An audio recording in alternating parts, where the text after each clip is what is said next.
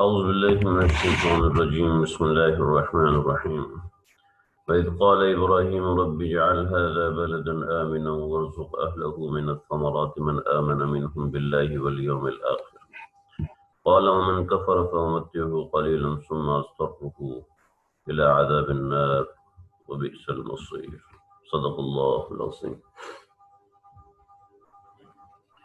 ہم اگلی آیات پڑھ چکے ہیں، یہ آیت کا ترجمہ رہ گیا تھا، اس لیے آج یہاں سے دوبارہ شروع کیا۔ آیت نمبر 126 ہے سورہ بقرہ کے اندر۔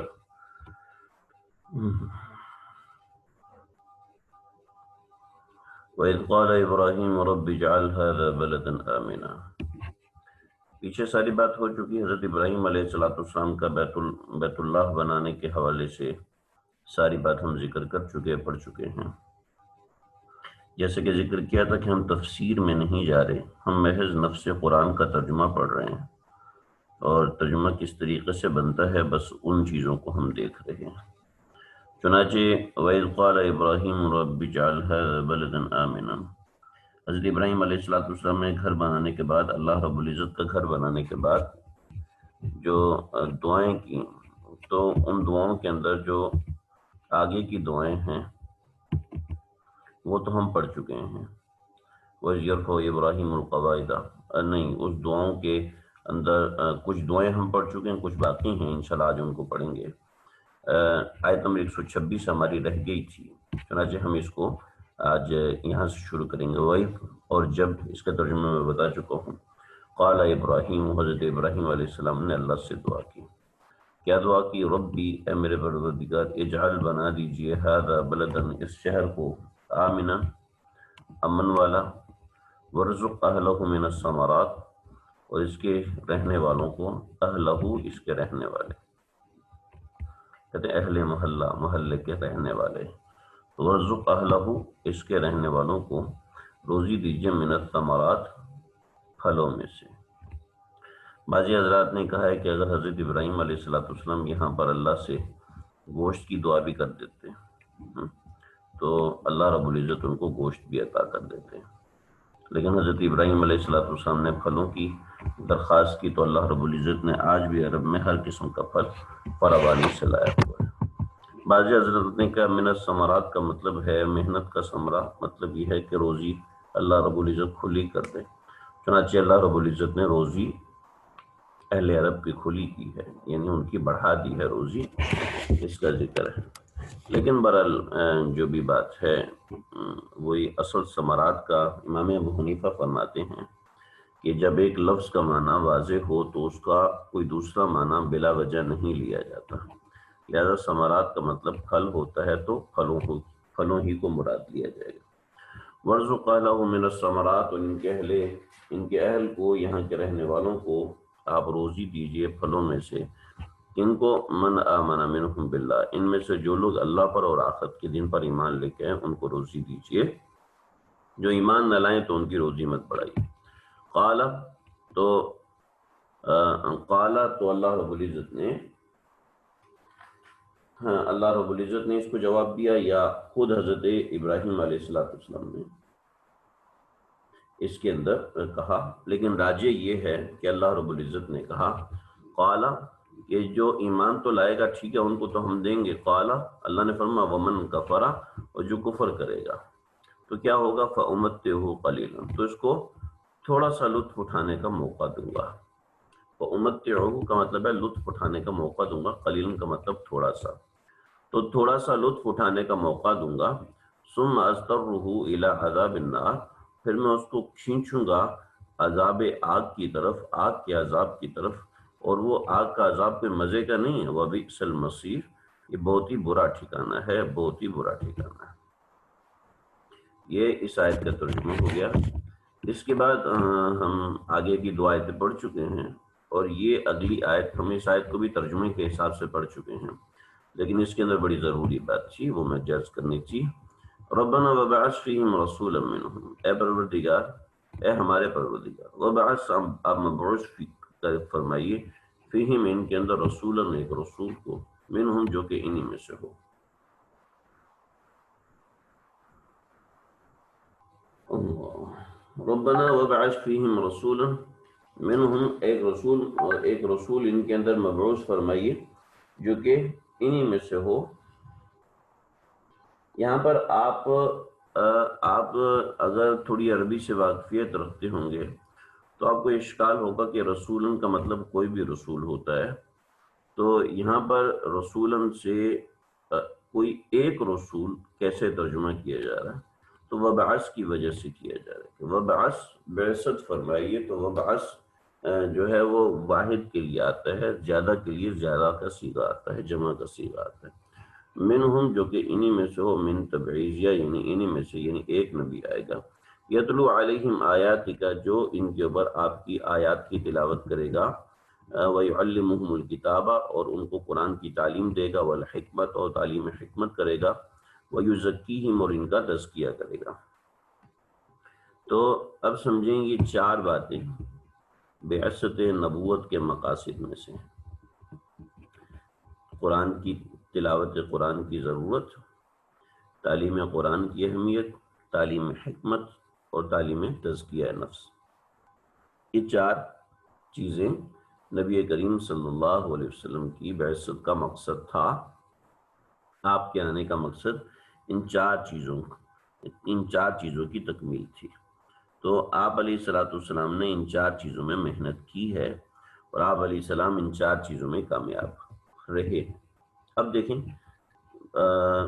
تلاوت قرآن کی ضرورت، ماشاءاللہ ہمارے حلقے میں مرد حضرات کی کوئی ایسی دلچسپی نہیں رہی، تو اس وجہ سے ایسا ہو نہیں سکا، ورنہ خواتین کے حلقے میں ماشاءاللہ دلچسپی تھی، تو ہماری تجوید کی کلاس ماشاءاللہ 2 کلاسیں بن گئی ہیں، 2 کلاسوں میں ماشاءاللہ تجوید کی تعلیم ہو رہی ہے۔ لیکن یاد رکھیں آپ علیہ السلام کی بعثت کا مقصد یہ ہے قرآن مجید کی تلاوت۔ قرآن مجید کی تلاوت یہ آپ علیہ السلام کے بعثت کے مقاصد میں سے ہے۔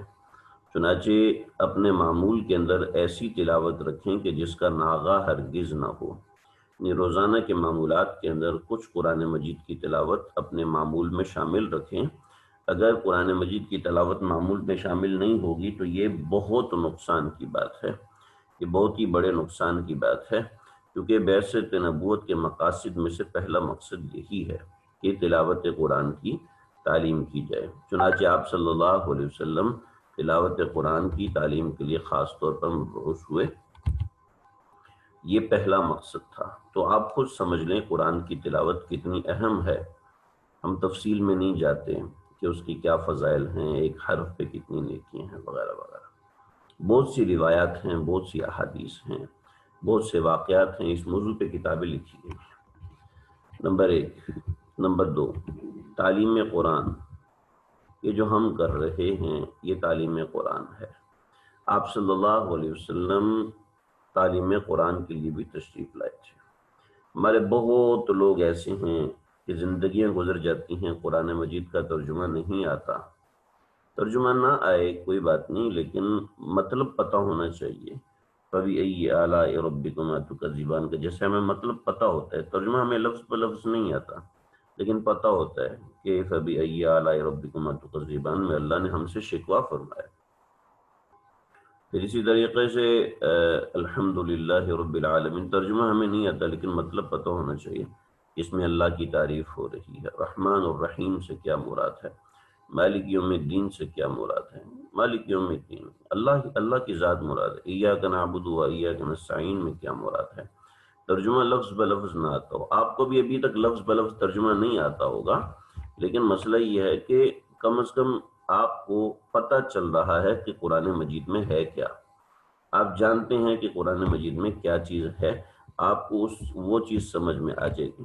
تو یہ دیکھیں تو تعلیم قرآن کی اہمیت، قرآن کی تعلیم، میں آپ کو صرف یہ پڑھا رہا ہوں اس لیے کہ میرے پاس کوئی ایسا وقت نہیں ہے کہ میں اجتماعی طور پر سب کو تفسیر پڑھا سکوں۔ البتہ میں اپنے طور پر درس قرآن جو کرتا ہوں اس کے اندر میں اس کی پوری کوشش کرتا ہوں کہ ایک آیت کے اندر اس اسلوب بیان سے کیا جائے کہ وہ واضح ہو جائے اور کھلی ہو کے بات سامنے آ جائے۔ لیکن اگر کوئی ایسا شخص ہے جو کہ الگ سے تفسیر پڑھنا چاہتا ہے، اس کا کوئی ذوق ایسا ہے، ایسا ذوق بنتا ہے، تو ہم انشاءاللہ کوئی ایسی ترتیب رکھ لیں گے کہ ہفتے میں کوئی ایک دن تفسیر کے حوالے سے ہو، گھنٹہ ڈیڑھ، ورنہ میری 2-3 ترتیبات ہیں، ان ترتیبات میں شامل ہو جائیں، انشاءاللہ اس سے بڑا فائدہ ہوگا۔ یہ ہے کہ کوئی سچا طالب ہو تو انسان اس کے اوپر کام بھی کرتا ہے۔ تو قرآن کی تعلیم کی اہمیت بہت ضروری ہے۔ اس کے اندر قرآن میں کیا کیا ہے، کیا کچھ نہیں ہے۔ آپ دنیا کی کوئی چیز دیکھ لیں، اس کا کوئی نہ کوئی جزیہ، اس کا کوئی نہ کوئی پارٹ آپ کو قرآن مجید میں لازمی ملے گا۔ تو یہ بہت ضروری چیز ہے، بہت اہم چیز ہے تعلیم قرآن کی اہمیت۔ اور میں نے دیکھا ہے کہ جس طریقے سے آپ حضرات محنت کر رہے ہیں، اللہ رب العزت آپ حضرات کی محنتوں کو قبول فرمائے۔ جو آپ حضرات کا ذوق اور شوق قرآن سیکھنے کا ہے، مجھے اس سے بڑی خوشی ہو رہی ہے۔ خیر، تعلیم قرآن کی اہمیت کے حوالے سے یہاں پر بات ہے۔ تعلیم قرآن کی اہمیت کے ساتھ حکمت کی تعلیم، حکمت کی تعلیم بہت ضروری ہے جی۔ حکمت کی تعلیم ہوتی کیا ہے؟ حکمت کی تعلیم یہ ہوتی ہے کہ